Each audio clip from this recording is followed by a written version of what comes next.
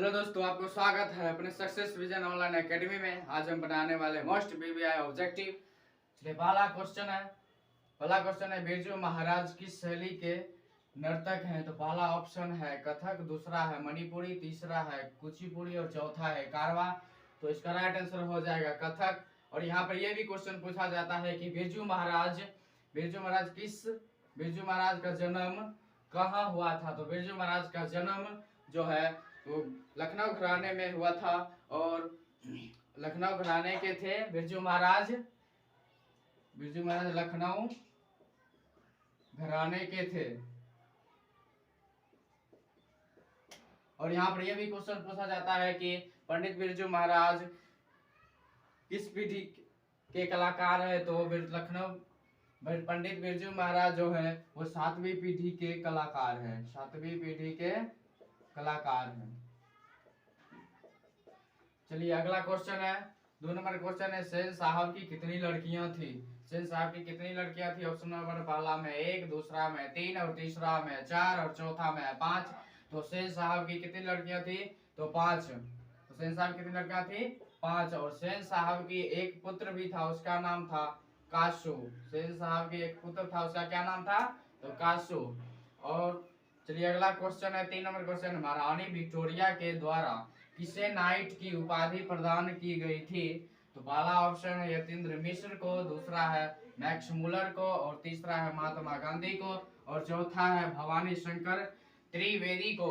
तो महारानी विक्टोरिया के द्वारा नाइट की उपाधि किसे प्रदान की गई थी? तो मैक्स मुलर को। ऑप्शन नंबर बी है, ऑप्शन नंबर बी में मैक्स मुलर को। तो महारानी विक्टोरिया के द्वारा किस नाइट की उपाधि प्रदान की गई थी? मैक्स मुलर को। मैक्स मुलर जी संस्कृत के बहुत बड़े विद्वान थे, जिन्होंने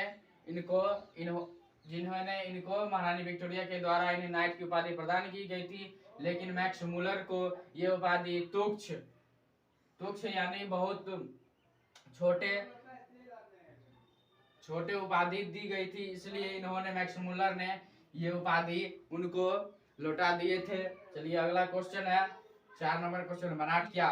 चौथा नंबर क्वेश्चन है मराठी भाषा की लिपि क्या है? पहला ऑप्शन है खरोठी लिपि की, दूसरा ऑप्शन है नागरी लिपि की, तीसरा ऑप्शन है प्राकृत लिपि की और चौथा है देवनागरी लिपि की। तो मराठी भाषा की लिपि क्या है? तो देवनागरी लिपि है। ऑप्शन नंबर डी में है देवनागरी लिपि। इसका राइट आंसर हो जाएगा देवनागरी लिपि। और हिंदी लिपि और नेपाली लिपि और मराठी लिपि देवनागरी लिपि में लिखी जाती है। ठीक है। चलिए, अगला क्वेश्चन है 5 नंबर, बहादुर की माँ गुस्से से पागल क्यों हो गई थी? बहादुर की माँ गुस्से से पागल क्यों हो गई थी? पहला ऑप्शन है बहादुर ने भैंस को मारा था, दूसरा ऑप्शन है बहादुर ने कुत्ते को मारा था, तीसरा ऑप्शन है बहादुर ने बिल्ली को मारा था, चौथा ऑप्शन है बहादुर माँ की काम नहीं करता था। तो बहादुर की माँ गुस्से से पागल हो गई थी, क्योंकि बहादुर ने भैंस को मारा था, इसलिए बहादुर की माँ ने बहादुर पे बहुत बड़े गुस्से से पागल हो गए थे। तो ऑप्शन नंबर ए में है बहादुर ने भैंस को मारा था। ऑप्शन नंबर ए हो जाएगा इसका आंसर। चलिए, अगला क्वेश्चन है 6 नंबर क्वेश्चन है कवि घनानंद किस बादशाह के यहाँ मीर मुंशी का काम करते थे?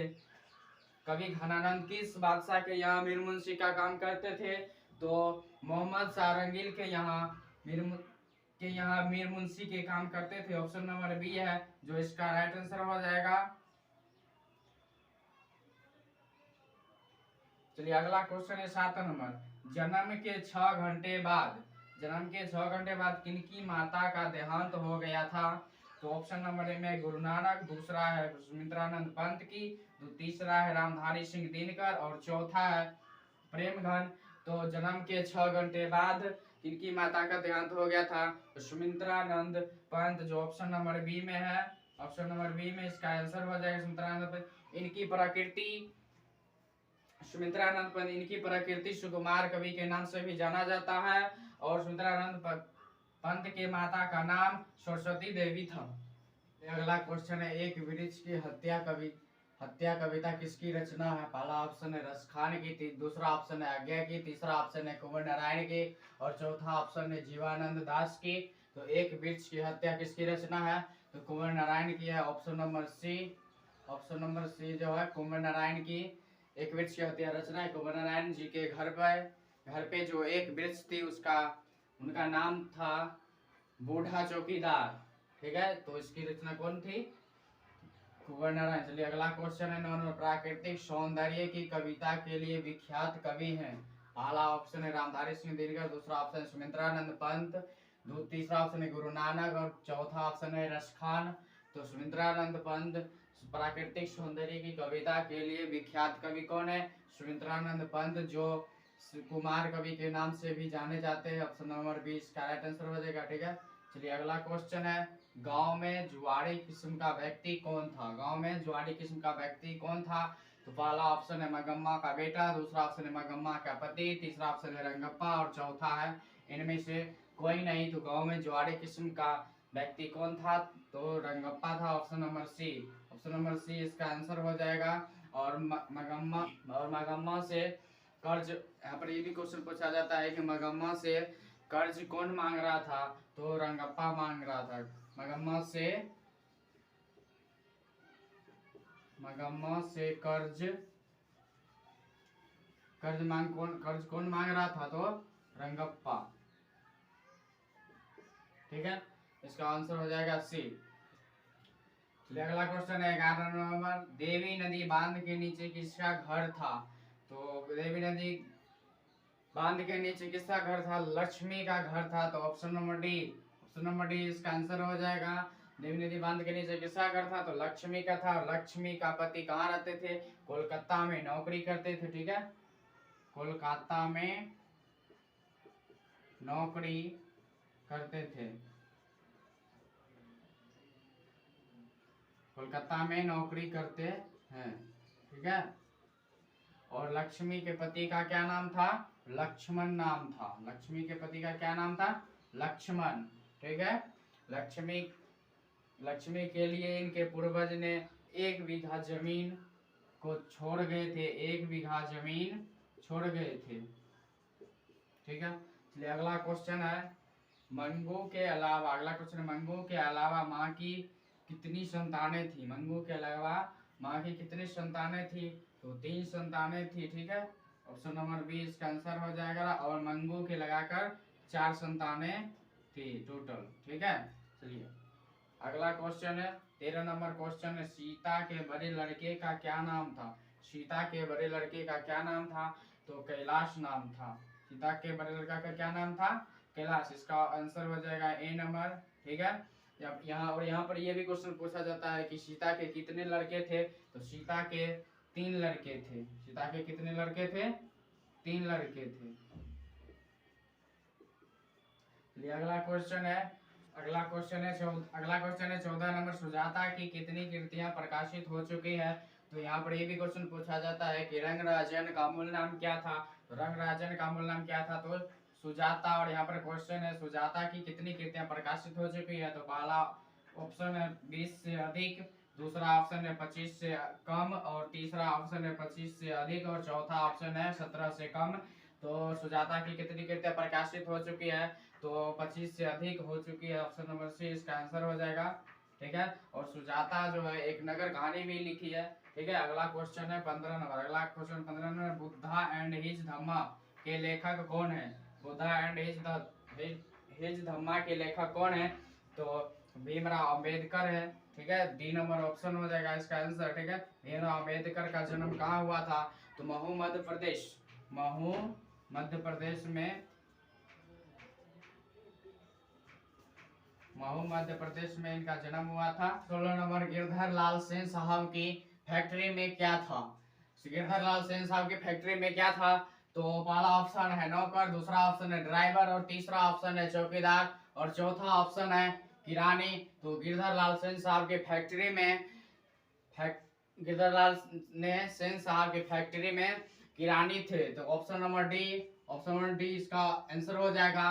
और यहाँ पर क्वेश्चन ये भी पूछा जाता है कि गिरधर लाल के पुत्र का क्या नाम था? तो गिरधर लाल के पुत्र का नाम था मदन। ठीक है, चलिए अगला क्वेश्चन है 17 नंबर क्वेश्चन है, बहादुर पर चोरी का आरोप कौन लगाता है? बहादुर पर चोरी का आरोप कौन लगाता है? तो बहादुर पर चोरी का आरोप जो है लेखक के रिश्तेदार लगाते हैं, जो ऑप्शन नंबर सी में है, लेखक के रिश्तेदार। तो इसका राइट आंसर हो जाएगा सी नंबर। और यहाँ पर ये भी क्वेश्चन पूछा जाता है कि लेखक के रिश्तेदार ने बहादुर पर कितने रुपये का इल्जाम लगाया गया था? कितने रुपये का इल्जाम लगाया गया था? कितने रुपये का इल्जाम लगाया गया था? 11 रुपये का इल्जाम लगाया गया था।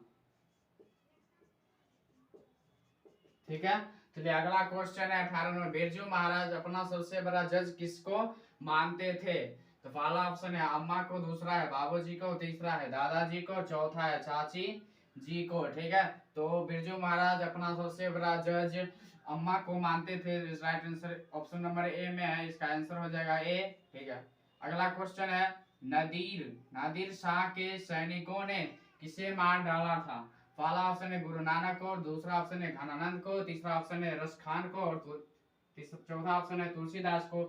तो नादिर शाह के सैनिक ने घनानंद को मार डाला था। Option number B, option number B में है, घनानंद को मार डाला था। राइट आंसर क्या हो जाएगा? इसका राइट आंसर हो जाएगा घनानंद। ठीक है, पूछा जाता है कि घनानंद कवि ने किस बादशाह के मुनीर मुंशी में काम किया करते थे? तो यहाँ पर आंसर, उसका आंसर हो जाएगा मोहम्मद शाह रंगील के यहाँ काम करते थे। ठीक है, अगला क्वेश्चन है 20 में, आगे किस काव्य धारा के कवि है? आगे किस काव्य धारा के कवि? तो पहला ऑप्शन है छायावाद, दूसरा ऑप्शन है प्रयोगवाद, तीसरा ऑप्शन है रहस्यवाद, और चौथा ऑप्शन है प्रगतिवाद। तो आगे किस काव्य धारा के कवि है? तो पहला, तो इसका राइट आंसर हो जाएगा प्रयोगवाद। ठीक है, बी नंबर ऑप्शन हो जाएगा इसका सही। ठीक है, चलिए अगला क्वेश्चन है 21 नंबर, प्रेमघन अपना आदर्श किसे मानते थे?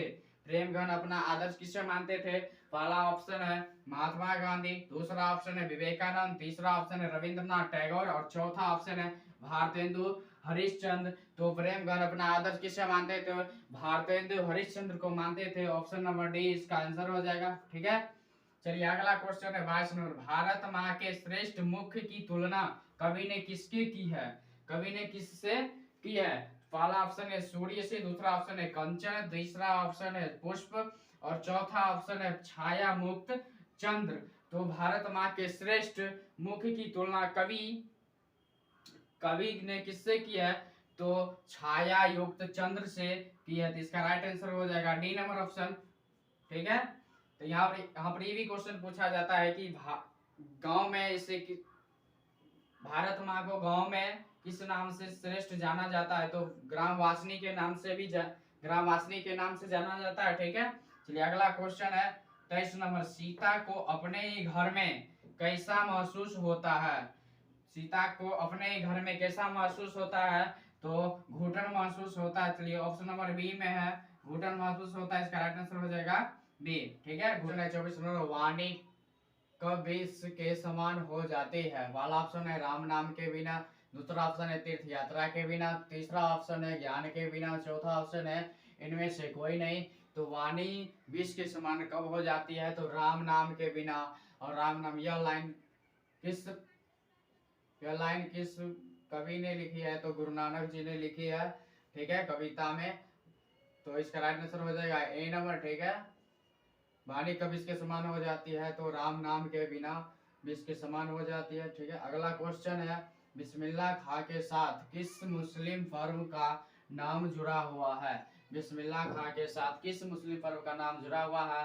तो बिस्मिल्लाह खां के साथ मुहर्रम नाम का पर्व जुड़ा हुआ है। तो डी नंबर ऑप्शन इसका आंसर हो जाएगा। ठीक है, चलिए अगला क्वेश्चन है 26 नंबर, पंडित बिरजू महाराज का जन्म कब हुआ था? पंडित बिरजू महाराज का जन्म कब हुआ था? पहला ऑप्शन है 4 फरवरी 1938 को, दूसरा ऑप्शन है 4 फरवरी 1937 को, और तीसरा ऑप्शन है 14 फरवरी 1936 को, और चौथा ऑप्शन है 24 फरवरी 1934 को। तो पंडित बिरजू महाराज का जन्म 4 फरवरी 1938 को हुआ था, जो ए नंबर ऑप्शन इसका आंसर सही हो जाएगा। ठीक है, राइट आंसर होगा। चलिए अगला क्वेश्चन है 27 नंबर, लेखक के घर में मछली कौन खाता था।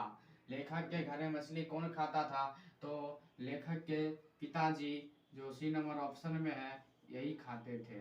और यहाँ पर ये भी क्वेश्चन पूछा जाता है कि मछली के लिए मसाला कौन पीस रही थी, तो वहाँ पर ऑप्शन हो जाएगा, वहाँ पर आंसर होगा मछली के लिए मसाला कौन पीस रही थी, तो इसका आंसर होगा उसकी माँ ने, लेखक के माँ ने मछली के लिए मसाला पीस रही थी। ठीक है, चलिए अगला क्वेश्चन है, लेखक के रिश्तेदार ने बहादुर पर क्या आरोप लगाए थे, तो पहला ऑप्शन है गहने चुराने का, दूसरा ऑप्शन है पैसे चुराने का, और तीसरा ऑप्शन है मोती चुराने का, और चौथा ऑप्शन है इनमें से कोई नहीं। लेखक के रिश्तेदार ने बहादुर पर क्या आरोप लगाए थे, तो पैसे चुराने का। ठीक है, तो बी नंबर ऑप्शन में है पैसे चुराने का, तो इसका आंसर हो जाएगा बी। और ये बातें झूठी थी। ठीक है, चलिए अगला क्वेश्चन है, पैसे चुराने का इल्जाम लगाया गया था, लेकिन ये बातें झूठे थी।